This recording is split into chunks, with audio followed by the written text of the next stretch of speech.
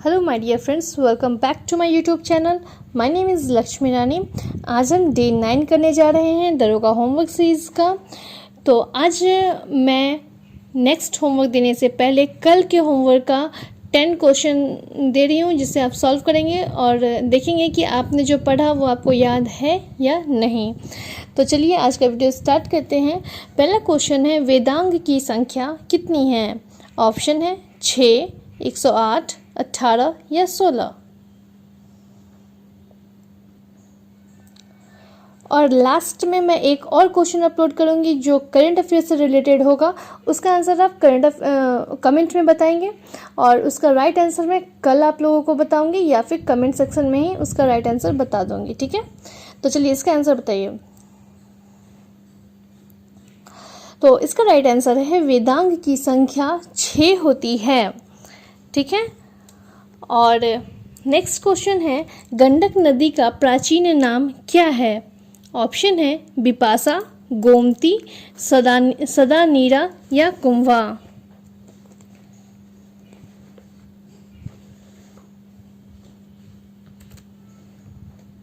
तो इसका right answer है सदा नीरा। बिपाशा जो है वो व्यास की का प्राचीन नाम है, गोमती जो है वो गोमल का प्राचीन नाम है, सदा नीरा गंडक नदी और कुफा काबुल का प्राचीन नाम है। ठीक है, ऊपर के क्वेश्चन में जो दे रखा है 6, तो वो वेदांग की संख्या 6 होती है और 108 उपनिषदों की कुल संख्या होती है, 18 महापुराणों की संख्या होती है। ठीक है, नेक्स्ट क्वेश्चन है, आगरा शहर की स्थापना किसने की थी? ऑप्शन है खिज्र खां, बलबन, सिकंदर लोदी या बहलोल लोदी। तो इसका राइट आंसर है सिकंदर लोदी ने आगरा शहर की स्थापना की थी। ठीक है, इसके आगे है कि सिकंदर लोदी ने आगरा शहर की स्थापना की थी और साथ ही साथ आगरा को अपनी नई राजधानी भी बनाया था। नेक्स्ट क्वेश्चन है, गंगा नदी की लंबाई कितनी किलोमीटर है? ऑप्शन है 2525, 2880, 2600 या 2800। तो इसका राइट आंसर है 2525, मतलब 2525 जो है वो गंगा की लंबाई है। नेक्स्ट क्वेश्चन है, दक्षिण भारत की गंगा किसे कहा जाता है? ऑप्शन गोदावरी, कृष्णा, कावेरी या नर्मदा।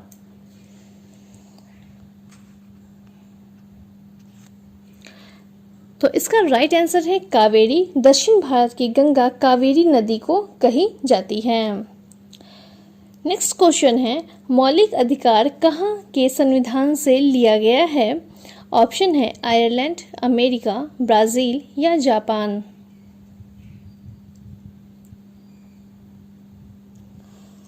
तो इसका राइट आंसर है कि मौलिक अधिकार अमेरिका के संविधान से लिया गया है। नेक्स्ट क्वेश्चन है, प्रेस की स्वतंत्रता किस अनुच्छेद में है? कल हम लोगों ने मौलिक अधिकार पढ़ा था, उसी से ये क्वेश्चन है। तो ऑप्शन है आपके पास अनुच्छेद 19B, अनुच्छेद 19E, अनुच्छेद 19G या अनुच्छेद 19A। तो इसका राइट आंसर है अनुच्छेद 19A में प्रेस की स्वतंत्रता के बारे में बात की गई है। नेक्स्ट क्वेश्चन है, अस्पृश्यता का अंत किस अनुच्छेद में है? ऑप्शन अनुच्छेद 16, अनुच्छेद 15, अनुच्छेद 17 या अनुच्छेद 18।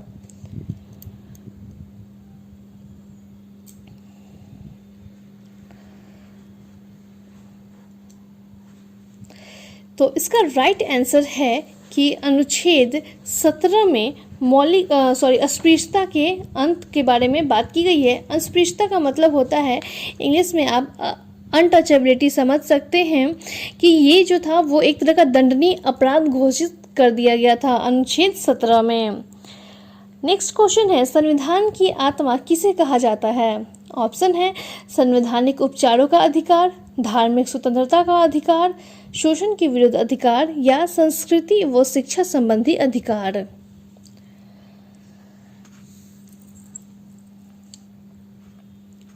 तो इसका राइट आंसर है संविधान की आत्मा संवैधानिक उपचारों के अधिकार को कहा जाता है। ठीक है, और संवैधानिक उपचारों के अधिकार को डॉक्टर भीमराव अंबेडकर ने संविधान की आत्मा कहा था। ठीक है, नेक्स्ट एंड आज का लास्ट क्वेश्चन है, आधुनिक आवर्त सारणी में आवर्त की संख्या कितनी होती है? ऑप्शन है 8, 9, 7 या 11।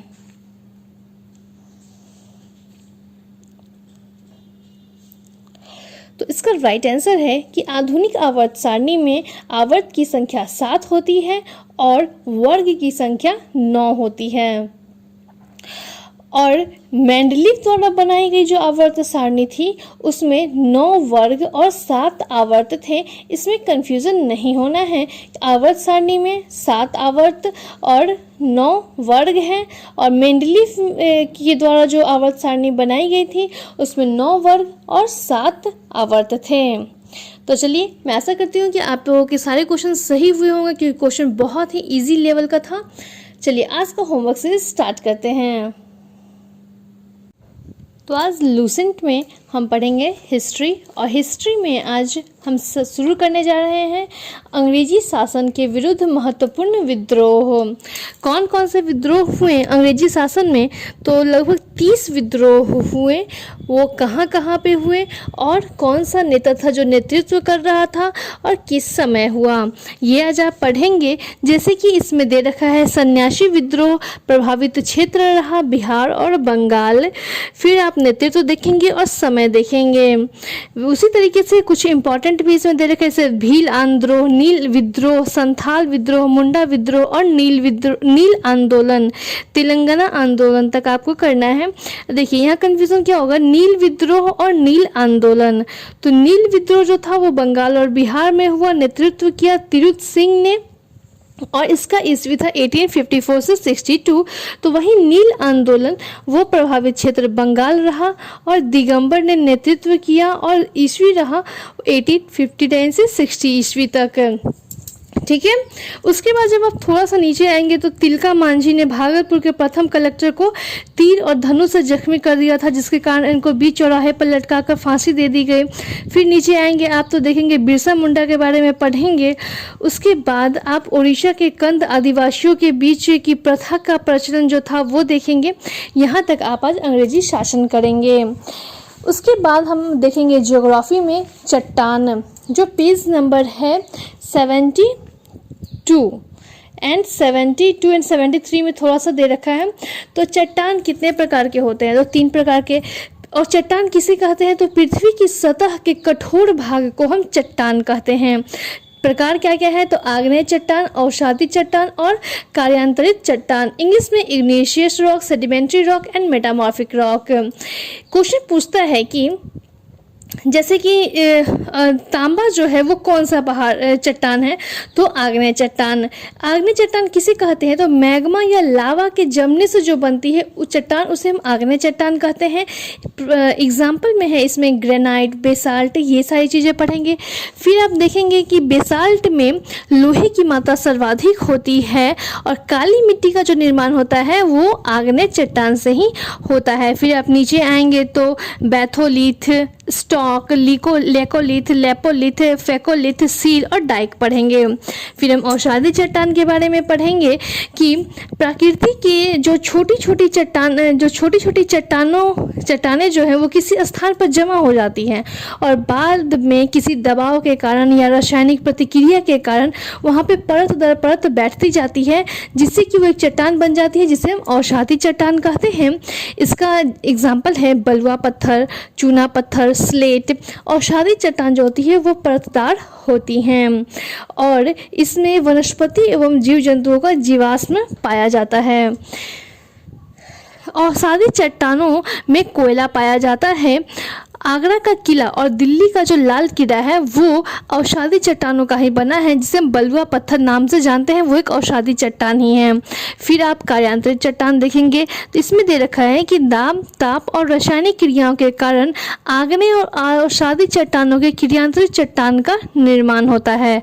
यहाँ तक आप देखेंगे, ठीक है, चट्टान ये। उसके बाद हम पढ़ेंगे आज पॉलिटी, और पॉलिटी में हमें पढ़ना है नीति निर्देशक सिद्धांत, जो है पेज नंबर 169।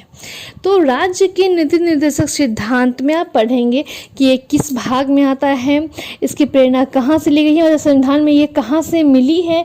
तो ये आयरलैंड से मिली है, भाग 4 में है और अनुच्छेद 36 से 51 तक इसे रखा गया है। उसके बाद हम देखेंगे कि भारत के संविधान में कल्याणकारी राज्य की संकल्पना का समावेश राज्य के नीति निर्देशक तत्वों में किया गया है। जब आप अनुच्छेद देखेंगे तो इसका अनुच्छेद है अनुच्छेद 30 है तो 36 to 51, बट इसमें आपको पढ़ना है जिसमें कुछ इंपॉर्टेंट, जैसे कि एग्जाम में पूछता है समान कार्य के लिए समान वेतन की व्यवस्था किस अनुच्छेद में की गई है। तो अनुच्छेद इसका है 39 का क, और भाग कौन सा है तो 4, ग्राम पंचायत का संगठन अनुच्छेद 40। ये सब कुछ इम्पॉर्टेंट अनुच्छेद हैं। नागरिकों के लिए एक समान सिविल संहिता अनुच्छेद 44, ये आप देख लेंगे। फिर आप देखेंगे कि मौलिक अधिकार और नीति निर्देशक सिद्धांत में क्या क्या अंतर है। अगर आप इसे भी पढ़ लेते हैं ना तो बहुत इंपॉर्टेंट हो जाएगा ये आपके लिए और बहुत हेल्प करेगा ये आपको। इसके बाद हम देखेंगे फिजिक्स में आज हम पढ़ रहे हैं दाब, प्लवन और पृष्ठ तनाव, जो पेज नंबर है 202 से 203 तक। ये 3 टॉपिक आज हम एक दिन में कर रहे हैं। दाब भी इम्पॉर्टेंट है, प्लवन भी इम्पॉर्टेंट है, पृष्ठ तनाव भी हमारा इम्पॉर्टेंट ही है। तो दाब में आप पढ़ लेंगे कि दाब का ऐसे मात्रक क्या होता है, वायुमंडलीय दाब का ऐसे मात्रक क्या होता है। फिर आप पृथ्वी की सतह से ऊपर जाने पर वायुमंडलीय दाब बढ़ता है, घटता है। फिर देखेंगे कि अगर घटता है वायुमंडलीय दाब तो क्यों घटता है। हाँ, एक क्वेश्चन आपको बार बार मिलता होगा कि जब आप वायुयान में बैठे यात्री के फाउंटेन पेन में स्याही हमेशा रिस जाती है, तो क्यों रिस जाती है, ये आप इस दाब में ही पढ़ेंगे। बैरोमीटर जब ऊपर जाता है धीरे धीरे तो क्या होता है, धीरे धीरे नीचे आता है तो क्या आता है, ये सब आप दाब में पढ़ेंगे। फिर आप प्लवन का नियम पढ़ेंगे, डेंसिटी पढ़ेंगे। उसके बाद आप देखेंगे पृष्ठ तनाव, जिसमें आप पढ़ेंगे पृष्ठ तनाव के बारे में, इसका ऐसा मात्रक क्या होता है। ये सारी चीज़ें आप आज फिजिक्स में पढ़ेंगे। इसके बाद हम आएंगे बायो में हमें पढ़ना है अनुवांशिकी, पेज नंबर 251 से 252 तक। अनुवांशिक के लक्षण कहलाते हैं, क्या कहलाते हैं, तो वे लक्षण जो पीढ़ी दर पीढ़ी संचरित होते रहते हैं। जैसे जो हमारे पूर्वजों में था वो आज हम में भी है, तो ये इसे ही हम अनुवांशिकी कहते हैं, अनुवांशिक कहते हैं। सर्वप्रथम इसकी जानकारी किसने दी थी, फादर ऑफ जेनेटिक्स किसे कहा जाता है, ये सारी चीज़ें आप इसमें पढ़ेंगे। फिर पढ़ेंगे मेंडल के नियम इसमें क्या थे, यहाँ तक आप ये पूरा पढ़ेंगे। मनुष्य में लिंग निर्धारण तक पूरा नीचे तक शिशु का पितृत्व स्थापित करने के लिए डीएनए फिंगरप्रिंटिंग तकनीक का उपयोग किया जाता है। तो लूसेंट का होमवर्क यहाँ पे कंप्लीट होता है।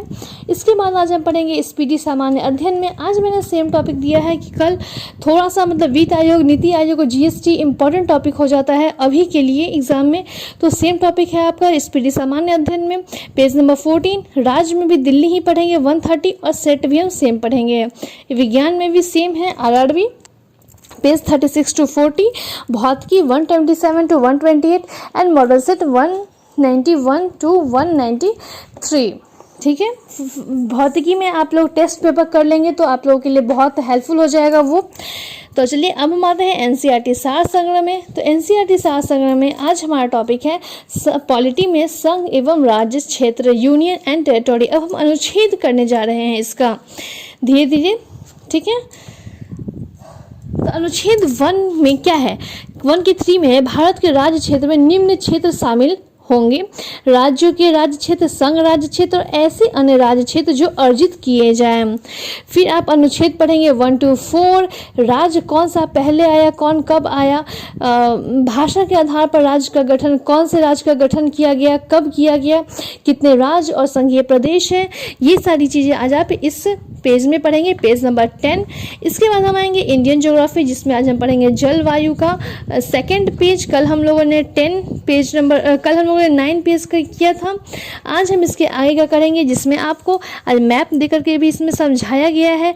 और नीचे आप पढ़ेंगे भारत वर्षा का वितरण, अधिक वर्षा वाले क्षेत्र कौन से हैं, मध्यम, निम्न, न्यून और अति अल्प, कौन कौन से वर्षा के क्षेत्र हैं, ये आप इस पेज में पढ़ेंगे। इसके बाद हम आते हैं वर्ल्ड ज्योग्राफी में, जिसका पेज नंबर है 60। और आज आपको पढ़ना है भूकंप और सुनामी। कल हम लोगों ने चट्टान और ज्वालामुखी पढ़ा था। आज हम पढ़ेंगे भूकंप और सुनामी। भूकंप के प्रमुख कारण क्या होते हैं, भूकंपीय तरंगे 3 होते हैं, पी तरंगे, एस तरंगे और एल तरंगे। इसके बारे में आज आप इसमें पढ़ेंगे। भूकंप के प्रकार और गहराइयाँ, फिर आप पढ़ेंगे इसमें स्केल, जैसे रिएक्टर स्केल, यह कितनी तीव्रता तक मतलब नाप सकता है, ये आप देखेंगे। इसके बाद आप पढ़ेंगे इन्वायरमेंट में ओजोन परत 2, पेज नंबर 10। कल हम लोगों ने ओजोन परत का पेज पहला पढ़ा था। आज हम पेज नंबर 2 पढ़ेंगे इसके आगे का। एंड आई थिंक कल आप लोगों का इन्वायरमेंट 1-2 दिन में इन्वायरमेंट आपका ख़त्म हो जाएगा। तो इन्वायरमेंट में ओजोन परत में आप आज पढ़ेंगे सुपरसोनिक जेट विमानों के बारे में, फिर पढ़ेंगे प्रदूषक और दुष्प्रभाव क्या पड़ता है, वायु प्रदूषक और प्रभावित अंग। ठीक है, नेक्स्ट है फिजिक्स में हम पढ़ेंगे पेज नंबर 10, जिसमें आज हम पढ़ेंगे ऊष्मा, हीट एंड थर्मोडायनामिक्स। तो इसमें आपको पढ़ना है हाइड्रोजन से भरे हुए गुब्बारों को पृथ्वी से छोड़ने पर गुब्बारे में क्या परिवर्तन होगा। फिर आप पढ़ेंगे फ़ारेनहाइट का हिमांक, क्वथनांक, बराबर भाग और एक भाग, चालन के अनुप्रयोग। इस पेज में आपको यही पढ़ना है आज। नेक्स्ट होमवर्क है केमिस्ट्री, पेज नंबर 30, जिसमें आज आप पढ़ेंगे मिश्र और धातुएं।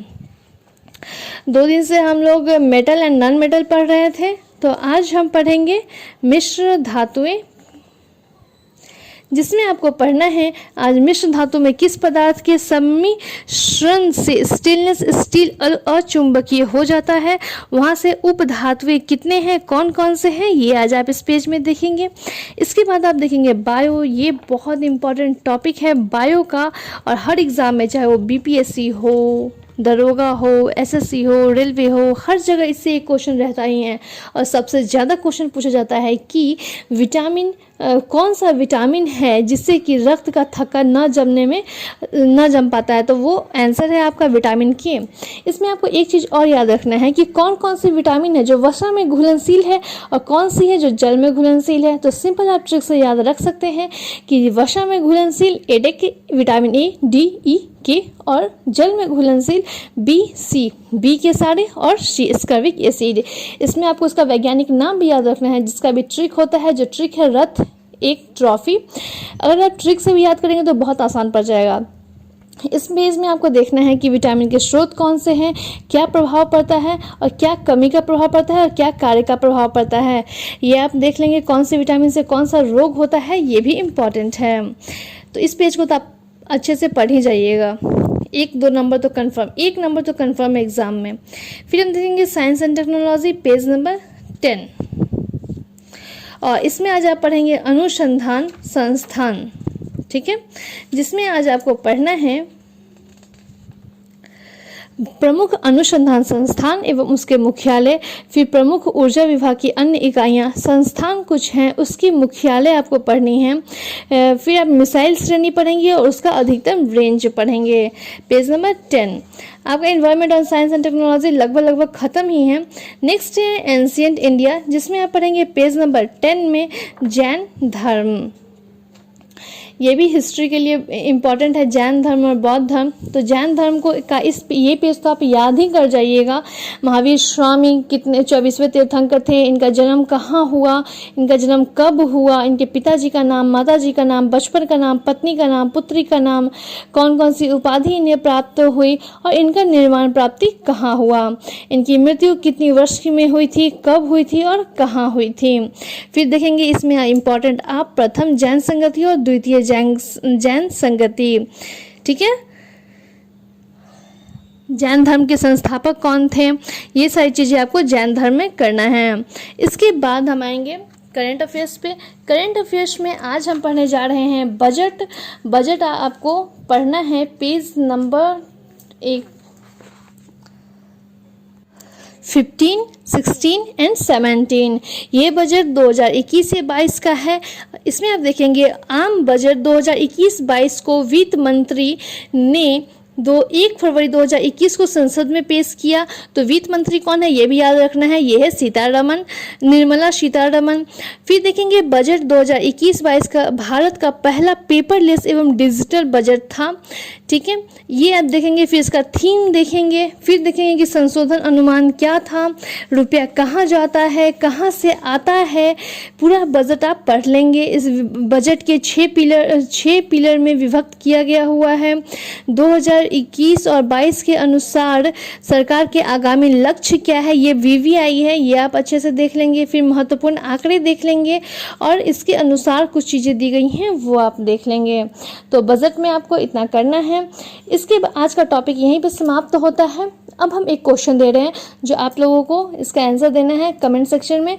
तो आज का क्वेश्चन है कि फरवरी 2021 में भारत ने किस देश के साथ अरब सागर में नौसैनिक अभ्यास पैसेक्स किया, PASSEX। ठीक है, तो ऑप्शन दे रहे हैं श्रीलंका, वियतनाम, मालदीव और इंडोनेशिया। इसका आंसर आप कमेंट सेक्शन में लिखें। Thank you so much, bye bye, take care. मिलते हैं कल के वीडियो में।